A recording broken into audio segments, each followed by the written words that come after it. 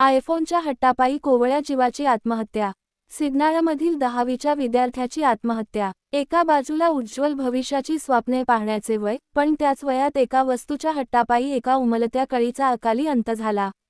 निपाणी नजीकच्या सिग्नाळ येथे आयफोनच्या हट्टासाठी 10वीत शिकणाऱ्या 16 वर्षीय विद्यार्थ्याने गळफास घेऊन आपली जीवनयात्रा संपवली.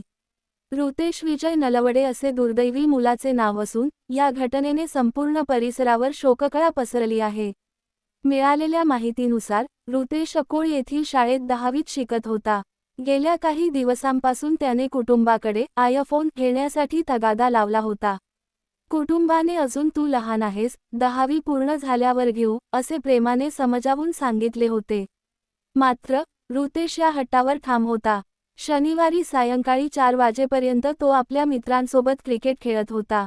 मात्र, त्यानंतर घरात कोणीही नसल्याची संधी साधून त्याने साडीने गळफास लावून घेतला.